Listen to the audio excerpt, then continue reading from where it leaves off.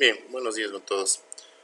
Este video que vamos a realizar se refiere a la primera parte de que es el manejo de acceso a bases de datos utilizando Entity Framework Core con ASP.NET Core. Bien, entonces para el efecto vamos a crear un proyecto nuevo de aplicaciones web ASP.NET Core.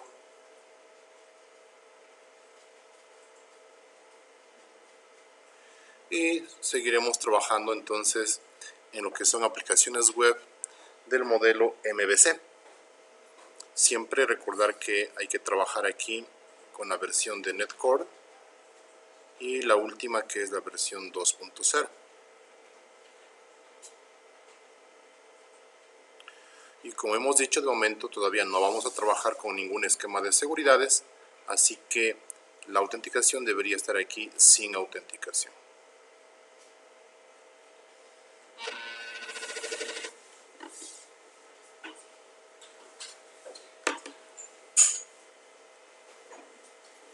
Muy bien, ahí tenemos entonces el esquema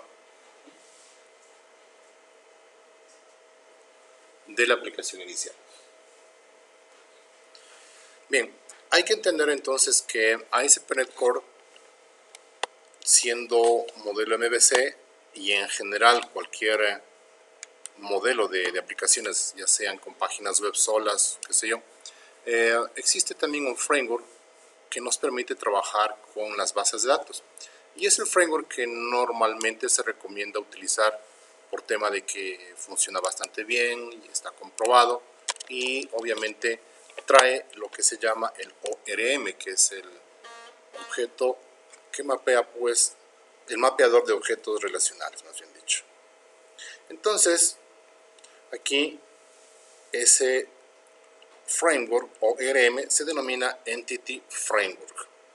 Obviamente significa que vamos a trabajar con entidades y eso es lo que vamos a hacer en este instante. Bien, tenemos la carpeta entonces modelos. Ustedes saben que la carpeta modelos básicamente nos permite, o está destinada más bien dicho, para almacenar clases que permitan intercambiar datos. Entonces aquí en este lugar es el espacio donde nosotros podríamos crear unas clases o las clases de las entidades. Entonces vamos aquí a agregar una clase. Vamos a ponerle por aquí entonces la clase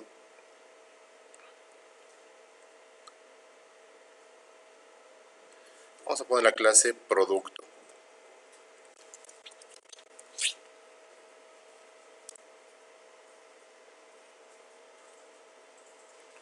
Bien, producto entonces va a ser la clase que permita almacenar la información de un producto.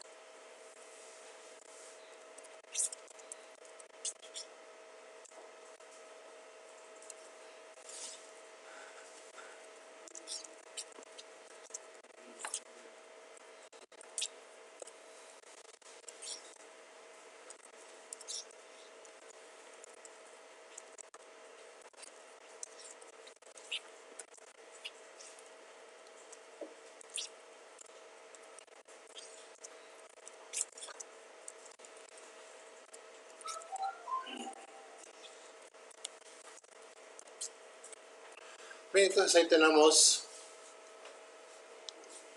ahí están los campos que eventualmente, o manera de ejemplo, estarían describiendo un producto. Aquí lo que interesa es recalcar, más bien dicho, el uso del campo ID. Para Entity Framework, cuando encuentre entidades, es decir, clases, estas clases que contengan un campo con el nombre ID, automáticamente va a entender que se trata del valor que identifica de manera única a un elemento, en este caso a un producto. Por tanto, cuando relacione la base de datos con esta entidad, va a crear una clave primaria para este campo. Entonces, entidad para Entity Framework.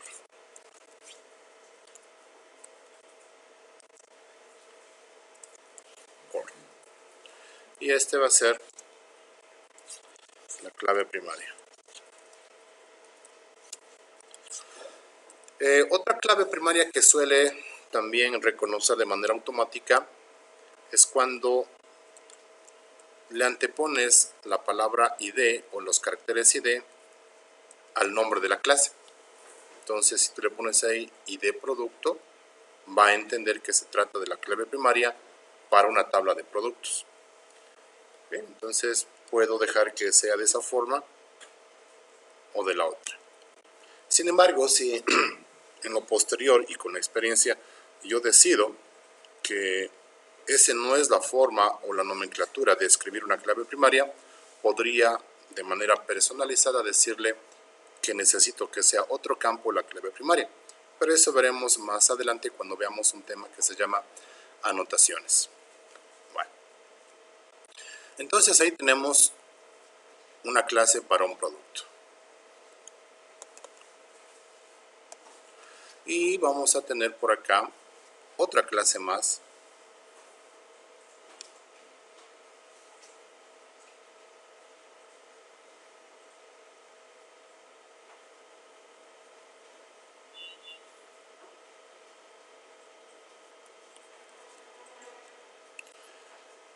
A la que le vamos a llamar almacén.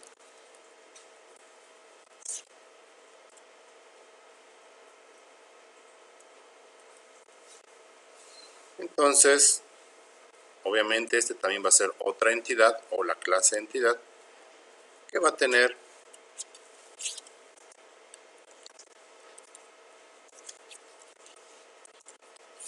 los campos propios para un almacén.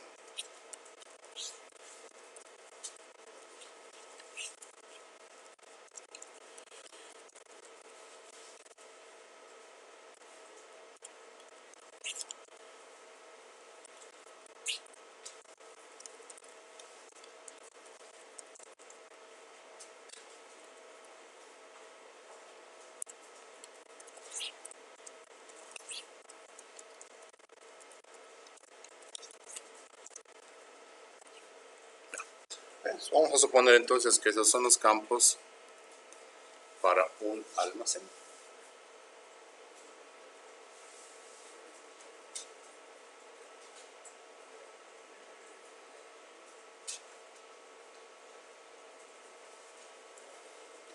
Bien, entonces dentro del esquema de desarrollo que en este instante estamos haciendo, se denomina el esquema de desarrollo Code First, o primero el código. ¿Qué significa? Que nosotros estamos primeramente escribiendo en código de programa el modelo de datos que vamos a ocupar en una base de datos. En este caso tenemos dos entidades que son almacenes y productos. Entonces, primero he escrito en código de programa la estructura de esas entidades y luego tendría que hacer que estas entidades se transformen en tablas de una base de datos. Es decir, aquí tendría que especificar en esta aplicación con qué sistema de base de datos me voy a conectar y una vez me conecto decirle créame las tablas de almacenes y de productos con la estructura que ahí se indica, ¿cierto? Entonces ese es el esquema de desarrollo Code First. Pero también hay un proceso reverso. Es decir, que tú puedes ser el caso de que tengas ya la base de datos lista con las tablas, las relaciones y todo lo demás, y necesites traer toda esa estructura de la base de datos y colocarla aquí en código de programa. Entonces también se puede hacer ese efecto. A este efecto acá en ASP.NET Core se le conoce como ingeniería inversa de la base de datos. En otras herramientas de desarrollo, bueno, se le conoce como Database First, primero la base de datos. Bueno, acá nos vamos a acostumbrar a denominarle como ingeniería inversa de base de datos, que también veremos más adelante cómo se hace. Y obviamente iremos viendo cuáles son las apreciaciones de ventajas y desventajas de cada forma de desarrollo. En todo caso, ya tenemos las entidades, entonces ahora lo que nos corresponde es instalar el framework, Entity Framework, para poder trabajar con los sistemas de bases de datos. Hay que entender que para este efecto existen algunos tipos de bases de datos con los cuales trabaja ASP.NET Core. Por defecto, y cuando se instala ASP.NET Core, viene preparado y se instalan inclusive las librerías, los drivers, para trabajar con SQL Server, que es obviamente la base de datos con quien mejor se entiende la tecnología Microsoft, dado que son de la misma compañía. Y esta base de datos SQL Server bien podría estar en sistemas operativos Windows o en sistemas operativos Linux, no interesaría, si se tratara de la versión 2017. Pero si tuviésemos versiones anteriores, esas obviamente solamente van a estar instaladas en el sistema operativo Windows y de igual forma se van a conectar con ningún tipo de inconvenientes. Al menos hasta la versión 2000 y algo en adelante, que no recuerdo, yo creo que es 2012 en adelante. Entonces de esas versiones, 2005 en adelante, esas versiones sí van a trabajar súper bien con ASP.NET.Core. Bien, entonces, para poder instalar esas librerías, me olvidaba, también puede trabajar las librerías para sistemas de base de datos de la forma del tipo SQLite, que es el sistema de base de datos que normalmente viene en sistemas Android y también en sistemas Linux, que ya es muy común tener esa base de datos instalada ahí. Bueno, y también si ustedes gustan pueden trabajar con otros sistemas de base de datos comerciales donde ya puedan existir drivers drivers para conectarse. Por ejemplo, Oracle hace poco tiempo liberó una versión de drivers para ASP.NET Core, lo que permitiría pues también trabajar con ese sistema de base de datos que por cierto es muy robusto. Bueno, aquí vamos a ir aplicando cada tipo de conexión y viendo un ejemplo a medida que vamos avanzando. De momento vamos a trabajar entonces con SQL Server. También existe una forma de hacer pruebas sin ningún tipo de base de datos. A ese tipo de pruebas se le denomina una base de datos en memoria o database in memory. También es posible, es decir, nunca se almacena ningún archivo, solamente se guarda en la memoria mientras se ejecuta la aplicación. Bueno, eso digamos que para fines didácticos podría sonar bien, pero a efectos reales pues no tiene ningún tipo de aplicación, simplemente como para hacer ejercicios. Pero vamos acá sin ni más ni más y vamos a hacerlo con SQL Server. Entonces, acá tenemos el menú herramientas y dentro de estas opciones debe existir uno que diga administrador de paquetes nuggets. Y hay otra opción que dice consola del administrador de paquetes. Entonces, tendríamos que irnos hacia esos espacios.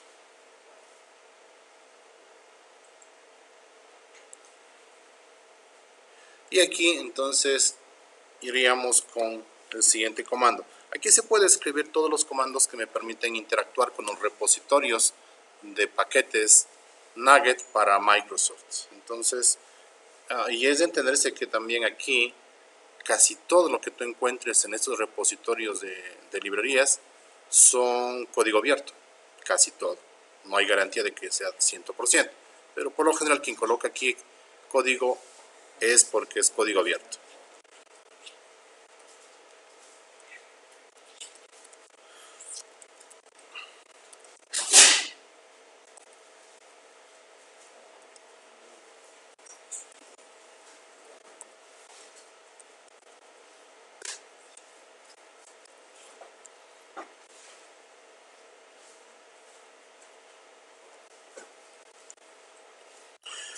Bueno, no recuerdo cómo es el nombre de la librería, creo que es Microsoft Native Framework Core. Si es que no existiese me va a decir que no hay, que está mal escrito el nombre, pero va a buscar allá en internet, en el repositorio de Microsoft.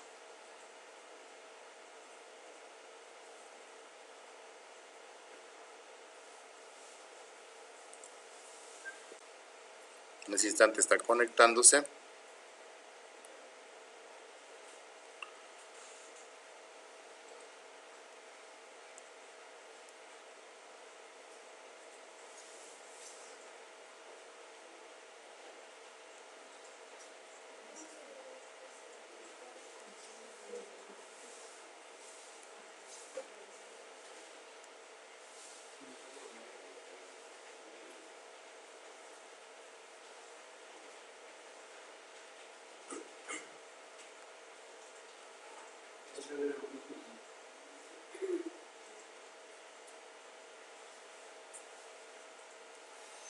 Se está demorando, tardando mucho, no responde el servidor.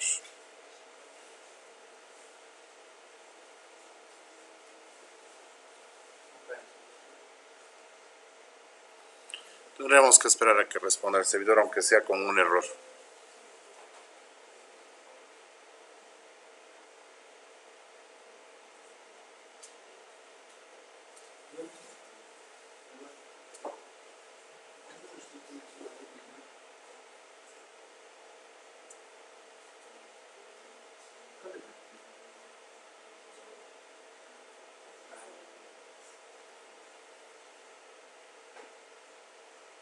Bueno, hagamos una pausa.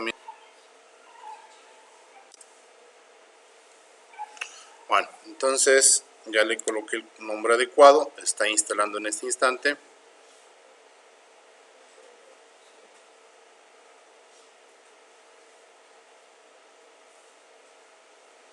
Ya. Ahí está el nombre adecuado del paquete.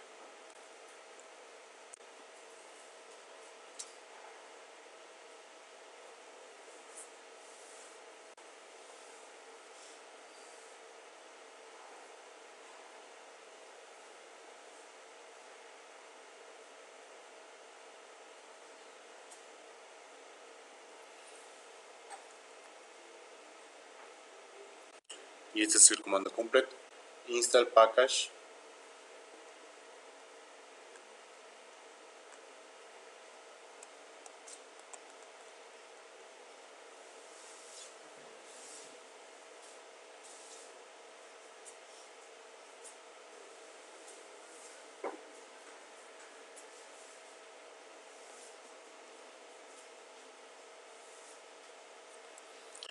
Bien, entonces no está por demás, pero hay que recalcar que para que esto funcione, su equipo tendría que estar con una conexión activa hacia internet, una velocidad normal, común y corriente, para que no se demore mucho tiempo en bajar el framework. En este caso, pues me parece que la conexión es bastante buena. Duró apenas 15 segundos y algo más en instalar todo el paquete. Y los resultados se ven aquí. Entonces, si algún error existiera, aquí se visualizaría en caso existiera, como digo. Pero pues no hay ningún inconveniente. En la primera intento de instalación, aquí aparece un error con letra roja, dice se detuvo la conexión. Bueno, entonces ya tenemos instalado el Entity Framework, lo que nos permitiría entonces seguir hacia adelante.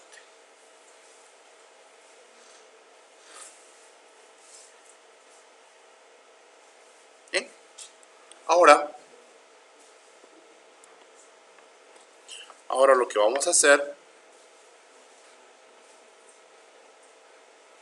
es decir lo siguiente: voy a generar los controladores y también voy a generar las vistas. Y ese ejercicio ya habíamos hecho en una clase o video anterior. Entonces primero vamos a generar controladores. Bien, le digo por acá un secundario Y aquí digo quiero agregar un controlador. Bien, aquí me dice entonces, tiene los siguientes tipos de controladores. Me interesan los que son controladores de tipo MVC, es decir, cualquiera de los tres que están aquí arriba. Me dice, tengo controlador MVC con acciones de lectura-escritura. Ese ya hicimos en una clase anterior, como un ejemplo simple, ya lo hicimos. Y me interesa entonces el que está acá, el que dice controlador de MVC con vistas que usan Entity Framework. Bien, entonces le digo, este es lo que necesito.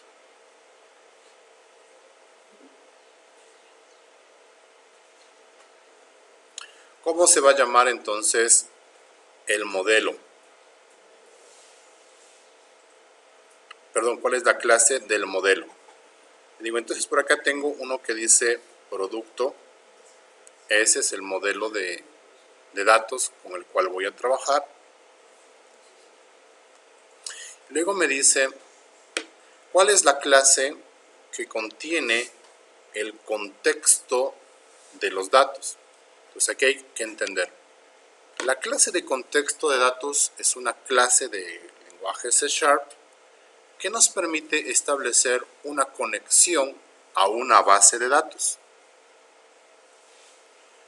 Y ahí se establece el tipo de base de datos, la cadena de conexión, si fuese necesario ahí se inscribe un usuario y una clave de acceso, se define inclusive a qué entidades o tablas voy a tener acceso, podría definir permisos, relaciones, en fin, se puede establecer todo lo que se llama el contexto o estructura de una base de datos.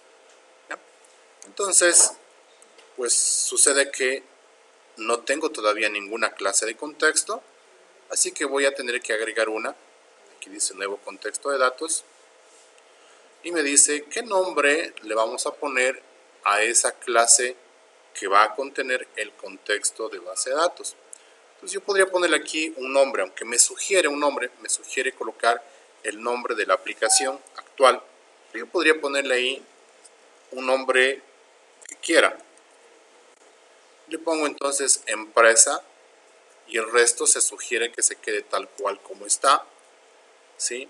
Empresa context en este caso. Le pongo aquí entonces empresa. Ese va a ser mi nombre de contexto. Le digo agregar. ¿Sí? Entonces, ahora sí, como ya tengo una clase de contexto, bueno, en realidad todavía no la tengo, se va a tener que generar, pero se va a llamar de esta forma. Bien, entonces dice, voy a generar también una vista. Entonces simplemente le digo, la vista en este caso se va a llamar productos.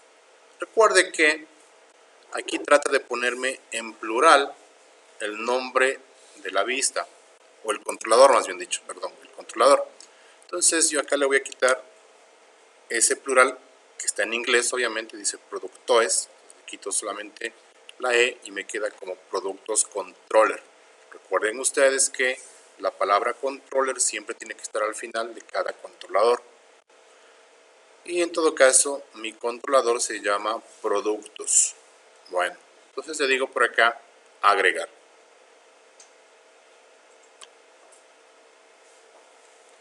Y me está agregando el controlador. También me agrega una clase de contexto. Le asocia al modelo producto y también me genera una vista de productos.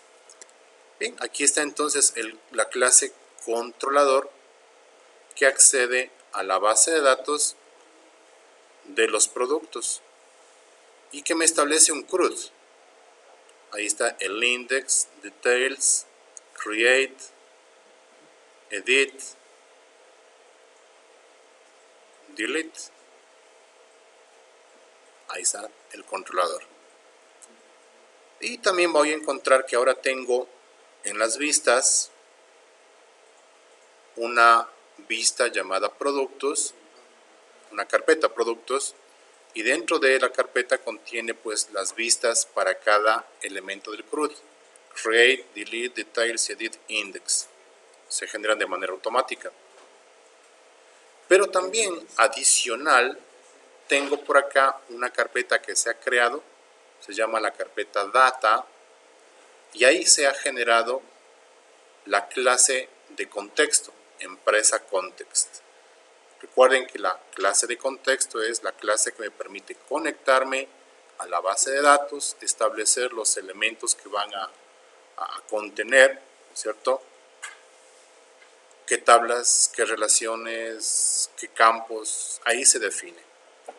Bien, aquí tengo entonces una clase de contexto muy sencilla, muy limpia, y dice que se va a conectar a la base de datos, ya luego nos dirá cómo, y dice esta base de datos va a contener una tabla llamada producto, ¿sí? Entonces es esa tabla la que se va a colocar. Podría decirle también que quiero agregarle otro controlador, MVC con Entity Framework, y esta vez le digo quiero que utilice la entidad almacén.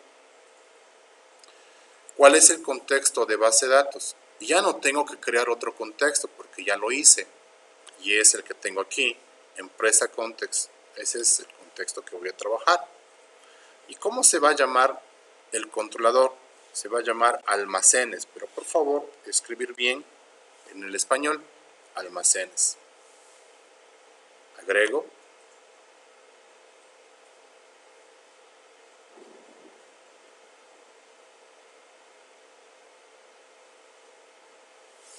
Y tengo ya creado entonces el controlador para almacenes.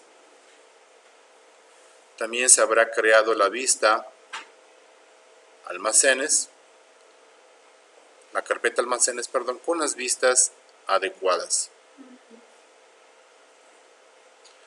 Y en el contexto se ha agregado también la entidad almacén. ¿Qué significa este contexto? Que contiene dos tablas. Una tabla que se llama producto y otra tabla que se llama almacén. Eso es lo que en definitiva nos dice este contexto. Ya. Bien, entonces sigamos analizando qué más contiene esto. Tenemos entonces el archivo startup.cs y aquí debe estar configurado el acceso a la base de datos. Aquí está.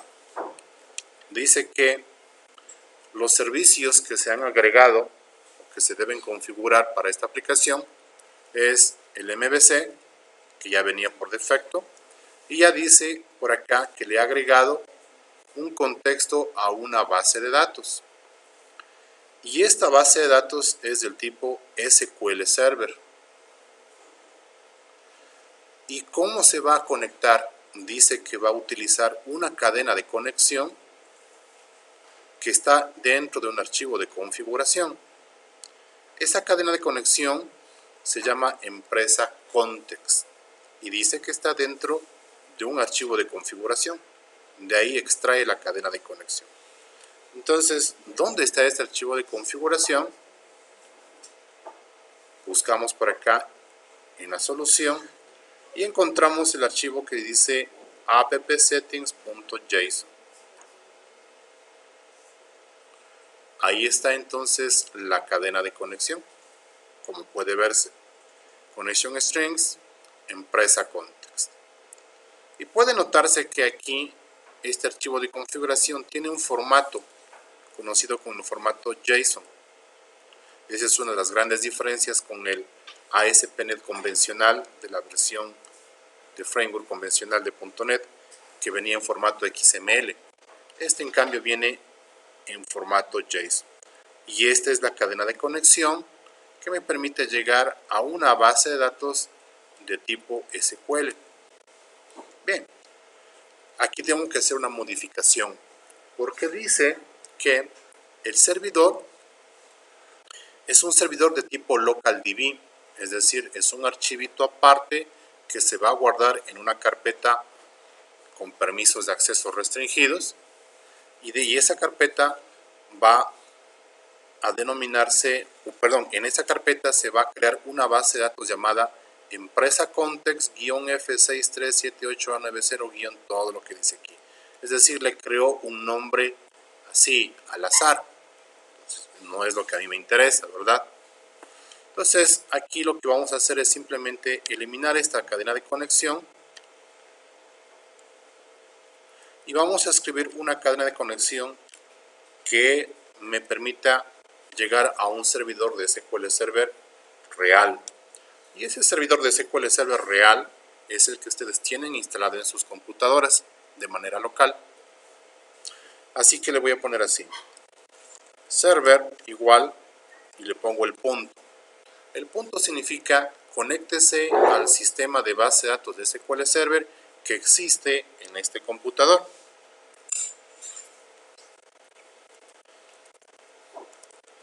Dentro de este computador o dentro de este servidor existirá una base de datos a la cual le voy a llamar empresa UTN. Aún no existe esa base de datos, tendré que crearla, pero ahí le pongo el nombre. User ID es igual SA, en mi caso, bueno, en el caso de ustedes también. Lo que no recuerdo es que es User ID con espacio. User ID con espacio igual SA. Y luego le coloco el password, que en mi caso será SA.1234. Ustedes tendrían que ver cuál es la clave de acceso de su sistema de base de datos. No creo que sea este mismo, muy seguro que no lo es. Ustedes deben saber entonces cuál es la clave de ese usuario. Ya vamos a ver cómo averiguar ese tema, ¿sí? De momento, esta es la cadena de conexión que voy a tener. Ahora mismo procedamos a checar que esta cadena de conexión sea la correcta. Hay una forma de saber si esta cadena de conexión es correcta. Y ustedes pueden ir a internet y se van a un sitio llamado connectionstrings.com.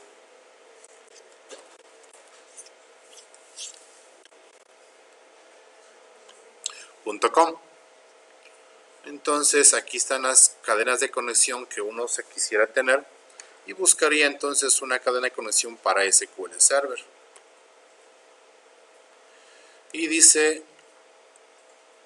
aquí tengo para .NET y enseguida aparecen los formatos. Aquí dice entonces no servidor, mi servidor de la dirección, punto y coma, database, el nombre de la base de datos, user ID con espacio, el nombre del usuario, password igual el password. Entonces este formato que está aquí es el que hemos utilizado y está bastante bien.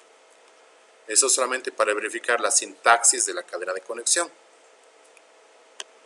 Ahora verifiquemos que tengamos acceso a la base de datos.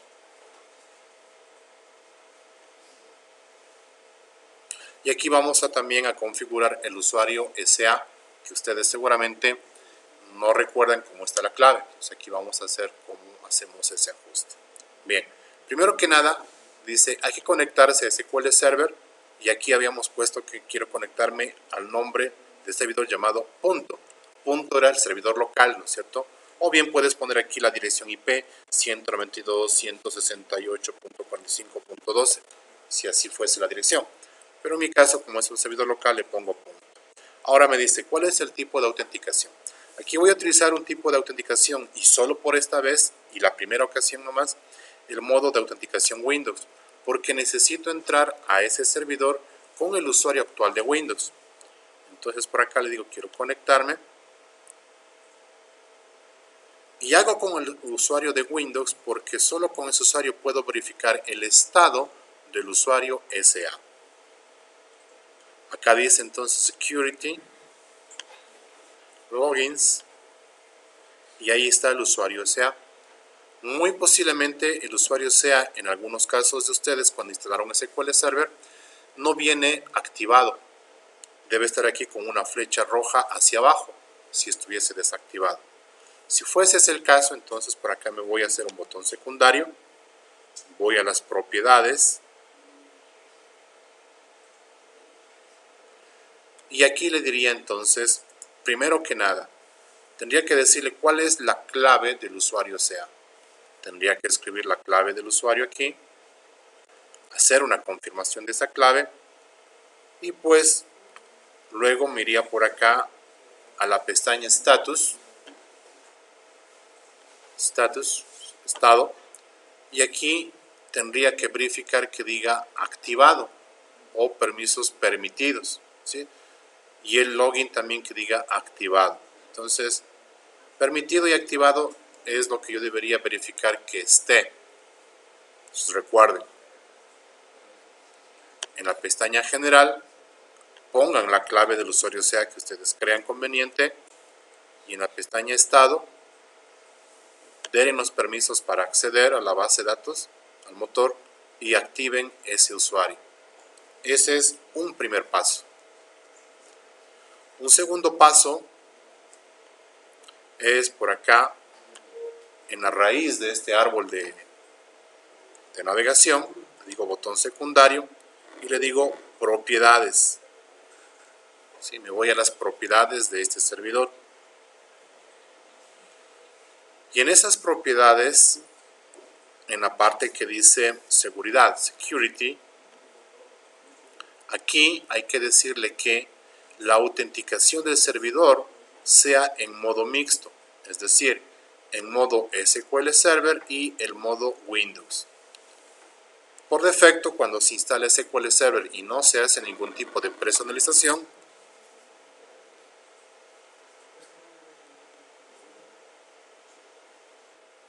entonces decíamos que hay que tener activado el modo mixto, y que normalmente cuando se instala y no se hace ningún tipo de personalización en la instalación, solamente viene activado el modo de Windows Authentication. Entonces hay que hacer este ajuste. Y cuando ustedes hagan OK al ajuste, les va a decir que tienen que reiniciar el servidor de SQL Server. Entonces para eso, le dan aquí botón secundario al servidor y le dicen reiniciar. ¿Sí? Solamente reiniciar. Y con eso ustedes ya deberían tener configurado el servidor, el usuario y la clave. Luego, un tercer paso sería entonces confirmar que ese usuario y esa clave estén bien. Entonces me voy acá a desconectar y me voy a conectar nuevamente. Solo que esta vez me voy a conectar con el usuario de SQL Server, es decir, SA y la clave que ustedes le hayan colocado. En mi caso, logro entrar sin ningún inconveniente, quiere decir que el servidor y la clave y todo lo demás está perfecto. De modo que ahora voy a crear entonces una base de datos. Aquí le digo, en base de datos le diré botón secundario, quiero crear una nueva base de datos. Y aquí entonces tendría que ponerle un nombre de base de datos muy similar, de hecho idéntico al nombre que consta en mi cadena de conexión.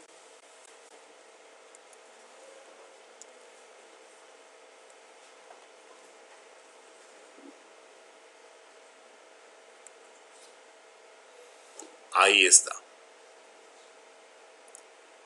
¿Sí?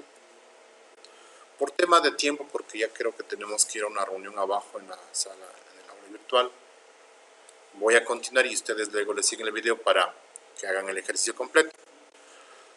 Entonces, ya he logrado crear la cadena de conexión, configuré el servidor, sé que va a conectarse el servidor, ¿no es cierto? Ahora entonces tengo que hacer ese paso final que dice crear físicamente la base de datos ahí en ese servidor. Bien, para eso tengo que irme nuevamente acá donde dice herramientas, administrador de paquetes Nugget, me voy a la consola que ya conocí hace poco y ahí tengo que agregarle un comando que dice establecer una versión del modelo, lo que se llama configurar las migraciones. Claro, porque voy a hacer un proceso de migración, voy a migrar del modelo de código de C#, voy a migrar a un modelo físico de una base de datos. Y para poder hacer esas migraciones, yo necesito ir creando versiones, porque en el desarrollo de aplicaciones es muy común que vayamos modificando las tablas, los campos, los tipos de datos, agregando, quitando campos, agregando, quitando tablas, agregando, quitando relaciones. Entonces, para eso hay un comando de migraciones que dice que yo puedo por acá agregar una migración.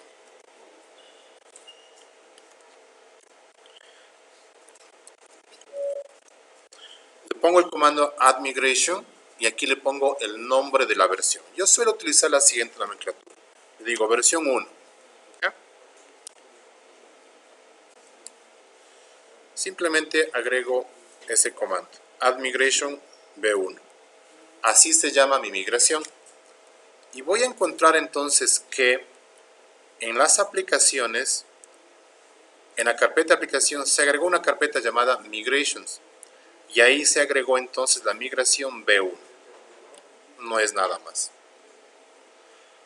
Una vez que tengo creada la migración, ahora entonces tengo que hacer ya pasar esos datos a la base de datos. Entonces, se utiliza el comando, dice update database.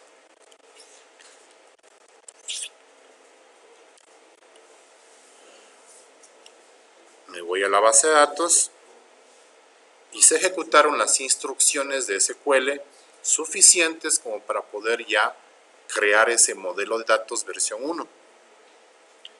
Y si acá me voy al servidor y le pongo un refresh, tengo entonces empresa UTN y tengo las tablas almacenes y productos ya creados. Es decir, se hizo una migración muy efectiva.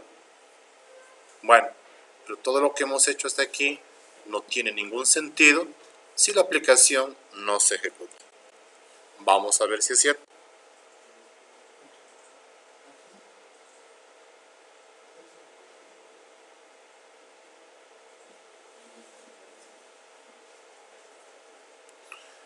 Bien, entonces me voy en la ruta, le voy a poner por acá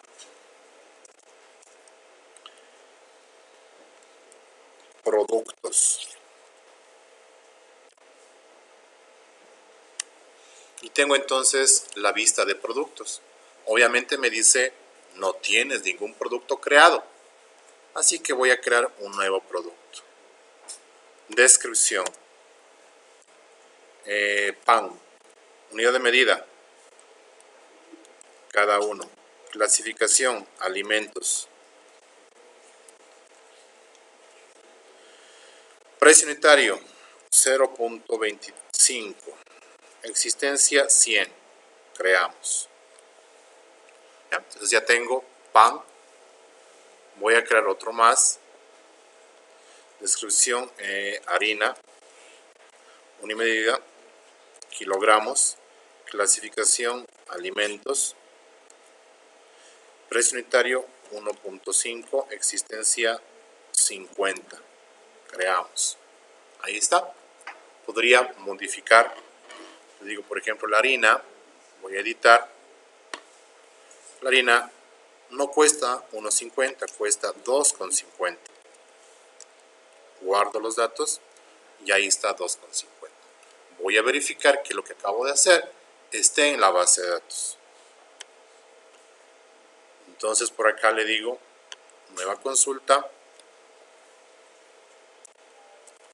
select asterisco from producto y ejecuto. Y ahí tengo entonces los dos productos que acabo de crear, ¿cierto? Así entonces queda demostrado el uso de lo siguiente en resumen. Hemos creado una aplicación MVC con la tecnología ASP.NET Core, que es open source. Nos hemos conectado a un sistema de base de datos de tipo SQL Server, en este caso la versión 2017. Además, hemos utilizado Entity Framework en la modalidad de desarrollo code first, es decir, primero generamos las entidades y luego trasladamos ese modelo a una base de datos. Y por último hemos agregado las vistas, los modelos y los controladores para acceder a dos entidades, productos y además almacenes. Ahí está también almacenes y podría ser la misma demostración tanto para crear y eliminar. Bien, entonces eso sería la parte de hoy.